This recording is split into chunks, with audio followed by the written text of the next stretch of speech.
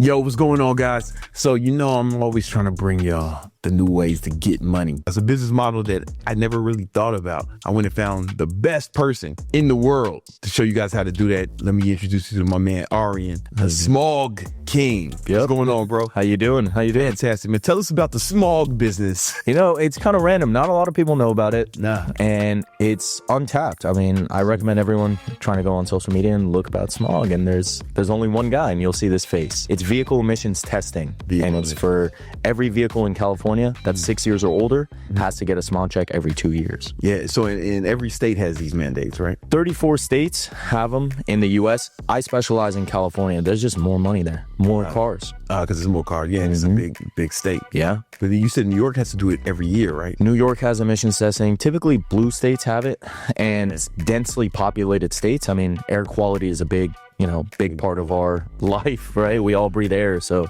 it has to be regulated in the cars in the states that have the most amount of cars. And how much money can somebody make in the small business? Like, this whole time I thought this was the government doing this shit. Yeah. But it's actually like people setting up their own business. Yeah. So in California, it's different than some other states because some other states, the state actually regulates it and you can't get into it. In California, it's individually owned and operated. So every smog shop, I started up for around $10,000, and you net $7,000 to $12,000 a month per smog station you own. $7,000 to $12,000 a month. A month, a 10K investment. 10K investment, yeah. That's not bad. Yeah, they're renting a garage, right? It ain't space that anyone's really using. So walk me through, man. Yeah.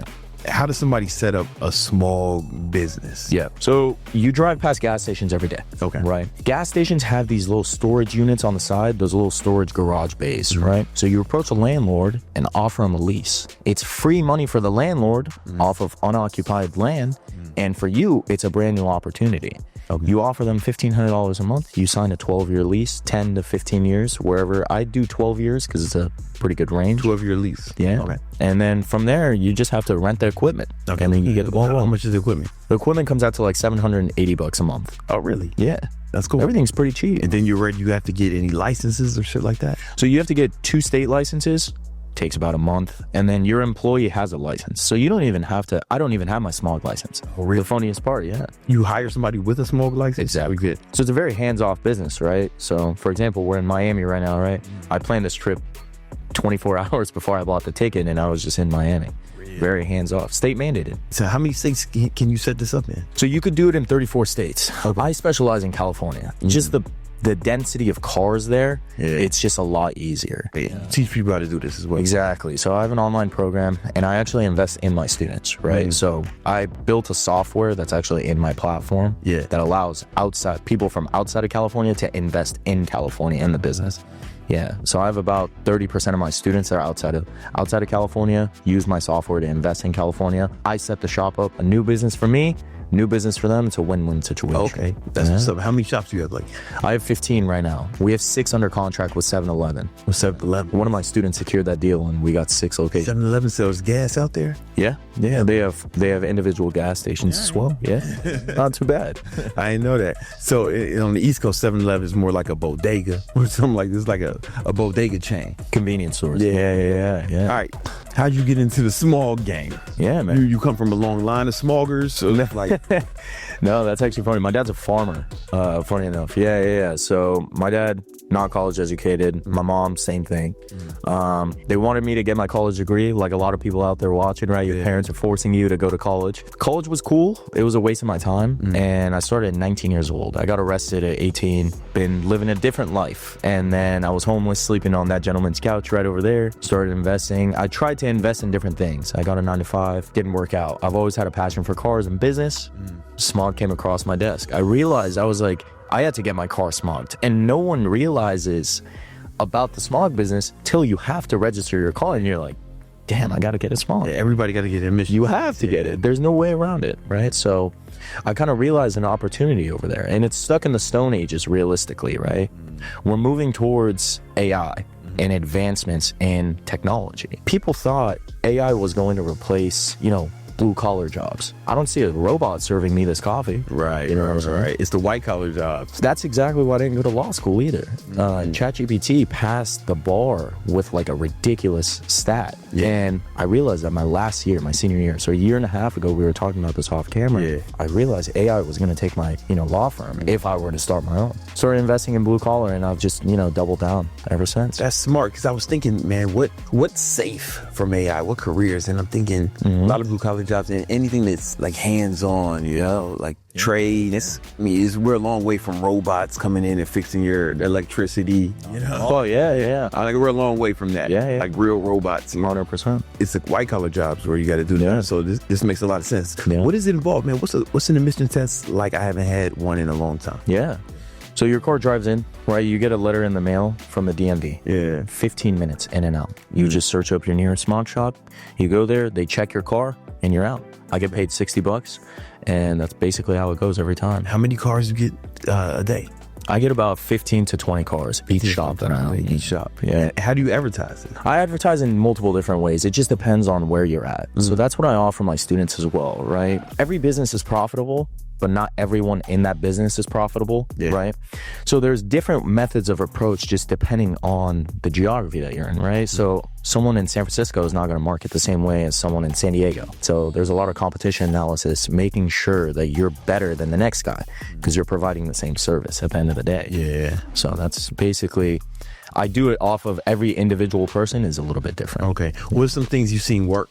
The ones that I've seen work right now is Google. For my company, I have everything in-house, which is kind of how we're doing it. Got it. Yeah. Google ads. Google ads. Like local Google ads. Exactly. Yelp ads. And then there's different websites on there, right? Like Smog Tips. That's another one where they start marketing on there. But typically, the world is moving digital, right? So someone just pulls out their phone, Smog near me, and boom. Yeah, that makes the most sense. Yeah. A lot of times, I've ran ads for a lot of people who have had marketing agencies in the past, and I would run ads for people. And anytime it was a local business, local Google ads, or local Facebook ads. Yeah. Facebook as well. Yeah. That shit crushes for any local business. You just do it. Yeah. I had a friend, he was single, and he would just like make some videos of him doing cool shit and run ads to women age 18 to 25 within a 5-mile radius of his house, man. So local ads are working really well, guys. Local ads to pick up chicks. Yeah, so you heard it here first. to run your small business, whatever you got going on. What are the hours like? If somebody was just starting, they have to hire a small technician or something, or do they do it themselves? Do they get their small license, or how's it work? So you could do it, right? If you want to work in your own business, like let's just say you had 10 grand. You know this better than anyone. Your money in the bank is not doing anything. Inflation's outpacing you, right? You want to sit down and think about ways to start investing your money. You had 10K in the bank. You go open up a Smog shop. Realistically, you're only paying your technician 5 to 6 grand a month. They have their license. They're basically running the show. From 9 to 5, the shop's open. After that, you're pretty much set. How do you find a technician? Indeed. Okay, they're just out there. Pretty common too. Like people, it's a good paying job. It's not hard, right? It's not very like labor intensive. Yeah. You just plug a thing into the car, 15 minutes. And that's really it. There's a visual thing too, but doesn't take too much. Yeah, it's not like doing construction, right? Yeah, it's not construction, it's not mechanics, right? So, and why doesn't the small technician just start his own shit? Because not everyone's an entrepreneur. Exactly. Yeah. So everyone's an entrepreneur, but there's steps. There's different parts of being a business owner and an employee of that business, right? Yeah. So the small technician doesn't necessarily get the back end stuff. You started in the small game yourself. Yeah. But now you do it almost sounds like a franchise model you have. That's wow. Yeah, that's exactly what I'm doing. So when I hit 20 shops, so hopefully at the end of this year, at the beginning of 2026, once I hit 20 shops, that's what we're about to do. So you see O'Reilly's, right? You've seen AutoZone, Kirkland from Costco, but you've never seen one for Smog in California. So that's exactly what I'm doing with all my students. And once we franchise, just more money in our pockets, realistically. Yeah. How's it work right now? So they need, let's say I'm a guy, I got 10K burning a hole in my pocket. I like the sound of the small game. Yeah. How do I get involved? What do the steps look like? So you want to just reach out to me at Smog King on Instagram. Yeah. I'm not that big yet, but you know, we're getting there, going the social media step by step. So, and then we kind of walk you through. There's a series of qualifications that I ask from the people that join my program. Okay. Can you walk us through some of that? Yeah, of course. I mean, you have to have a certain amount of hours, right? Like, I don't want my program to turn into just people joining and no one doing anything, right? Because then that wastes my team's time. That's the worst. Yeah. So you join it, and then it's a one-on-one thing. So I deal with all the students individually. Yeah. So we sit down. I kind of create a plan that works for you. Okay. Right. So I got to see, you know, what you do. What's your job? Do you have any kids? What other obligations do you have? Right. Like your weekly structure. Yeah. I run you through what shops you're looking for and the demographic that you're looking at. And then the student, it's off to the races. It typically takes my students like 2 to 3 weeks. They're putting in that. Is it done for you or is it done with you? Either or. It depends on, so for example, I got students in Florida, right? And they have a shop. They're not going to fly out to California, right? It just doesn't seem too realistic at the end of the day. So what ends up happening is I do the legwork. I take equity of your shop. Got it. And under those circumstances, you got to do a revenue split. Exactly, yeah. So I take a percentage of it, right? Got it. And I've already done this so many times, right? What's another shop for me? Yeah. The infrastructure on the back end is already built for you. All you got to do is just find a shop. So those people, they just give you money and then sit back and just... They find the shop and then, they just sit back. Like, I got students that are out of state.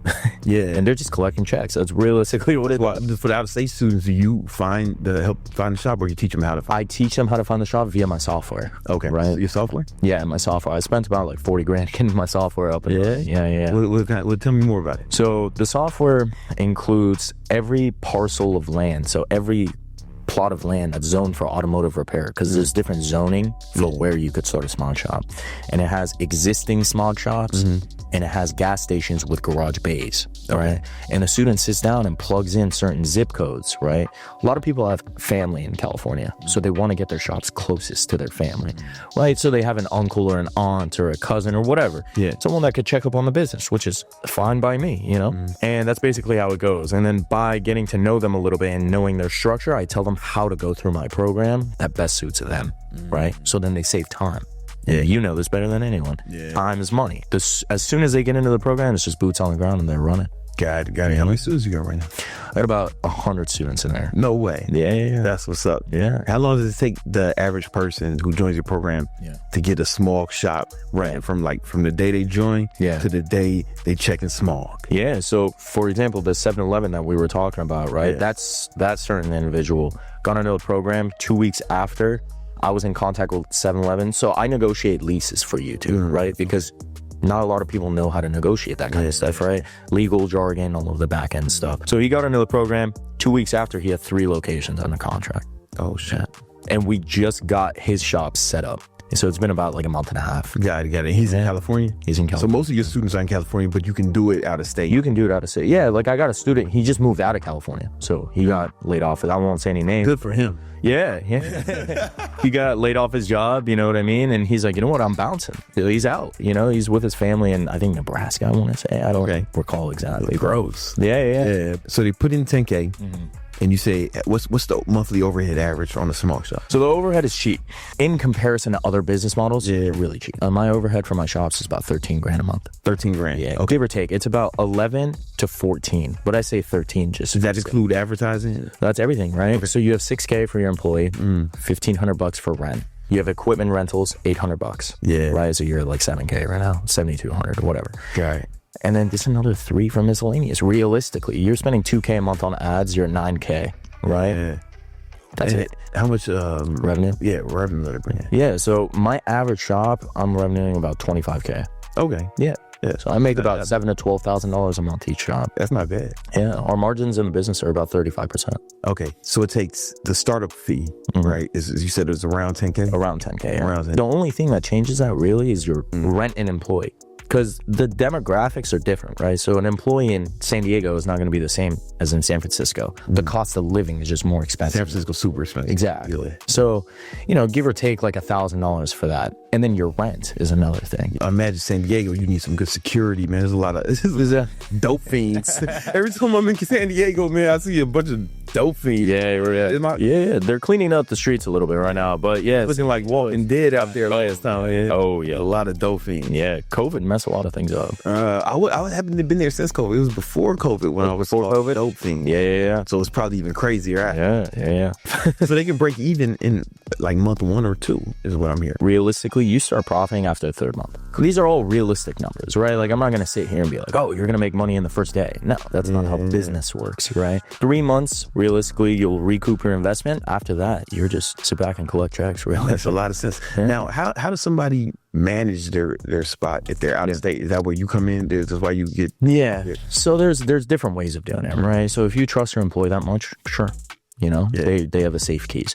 Realistically, we're moving to a cashless society. There isn't too much cash. The upkeep for my shops, I haven't been to some of my shops in like a month and a half, to be honest with you. I just don't care enough, right? Like they don't get enough cash for me to go out there.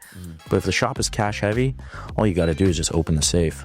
Anything you need, printer paper, Amazon. You need ink, Amazon, right? And they deliver right to your shop. So the only thing you're doing is just picking up cash. I get that if you live by it, but what about your clients who are out of state? Yeah, so the out-of-state people, if they partner with me, I do that. You handle that. Yeah, or your employee. You could make a cashless shop and realistically never go to your shop because all you got to do is just pick up the cash. That's really it. This is what I'm thinking, where my head goes. What's stopping an employee be like, listen, man, just give me $40 cash. And, and he puts it in his pocket. So it's all trackable. Everything. The way that's actually how I'm able to succeed is because I'm not working in my business. I don't work for my business. My business works for me, right? That's how I'm here talking to you guys right now. So that's basically how it goes. And everything is trackable because every Smog has a certificate attached to it via the state. Okay. If your numbers are off by one, where's that $40? Yeah. So, and I have softwares for everything. Via my phone, I could be in Alaska for all I care. Right. We were in Dubai for like a month.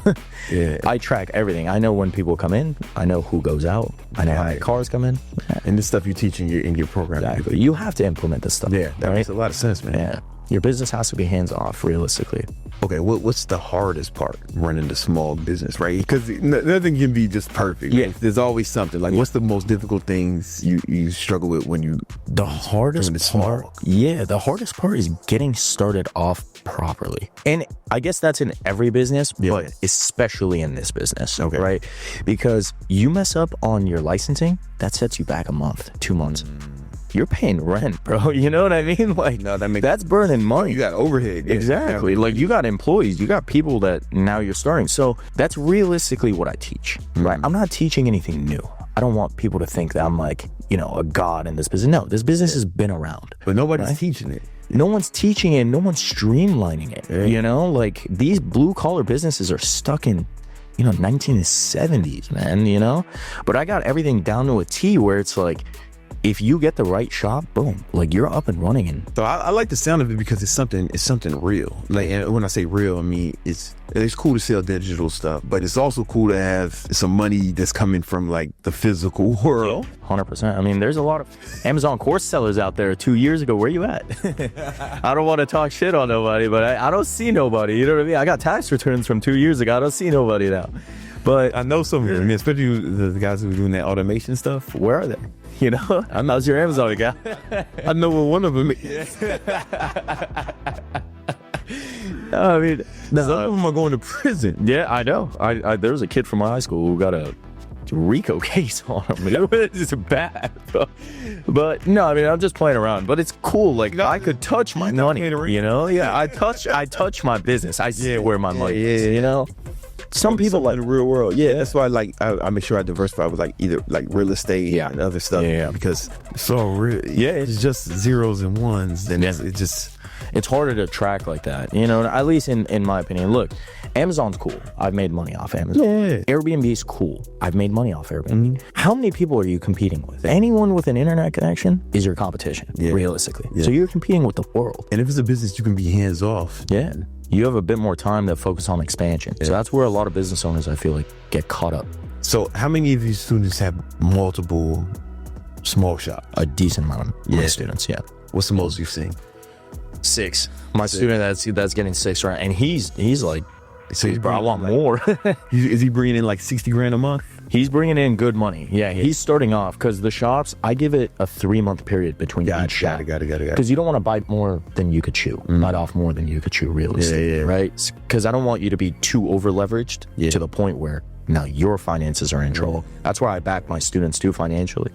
But yeah, he's doing pretty good. Because there's going to be a lot of people watching this who ain't in California. Let's say they want to work with you. Yeah. Like, what's the percentage split like for someone out of state who can't be as hands-on? Yeah, it depends all on the student, right? So the thing is, if it makes sense, it makes dollars, right? Yeah. How much time do you want to invest? I got people that, bro, people have lives, you know what I mean? They're not just smog all day like me, right? Yeah. So I get it. Like, you got kids, you got a family, you got school, you got work, whatever, you know? I try to be as fair as possible on either side, right? So you're looking at about like 60-40, 70-30. But you're not doing anything. 60-40 which way? 60-40 me. So 60% me and 40%. Yeah. But again, that's You're not doing nothing. You're not doing anything. Like, I got students that have never been there. After the first day, they're out. You know, I'm like, okay, cool. Nah, that makes a lot. And that, like, I can see that working. Like, if you don't do anything, then you're just like an investor. Yeah, that's exactly what they like. Like, someone's an investor and you're small. Yeah, and I invest in the students too. In what way? And so I help them open up the shop. So again, like, some people just have 10K. Some people don't want to use all that, right? Like, that's a rainy day fund. That's your kids' tuition, whatever the case is, right? Like, I've seen everything on the spectrum. Yeah. I invest all of it. And then you partner with those people. Exactly, yeah. Gotcha. I partner with anyone. Yeah, realistically, yeah. That makes sense, man. Yeah. And then that way you get more, you can expand faster. I expand faster. Yeah. They get a business, right? I go off a quote. Rockefeller said this: I'd rather have 1% of 100 people's efforts than 100% of my own. I have 100 me's in my program that know how I think in this business, that know how I operate in this business. It's the best thing ever. I just read one of his books. He's letters to his son. You ever read that? Yeah. It's a good book. Yeah. Awesome, man. Well, where can they find out more about you if they want to get into the smog life? Yeah, so reach out to me on Instagram at SmogKing, SMOGKING, and we'll go from there. We'll qualify you, see if you're good, and then we'll talk. I appreciate that, man. Thank you so much, brother. All right. Awesome.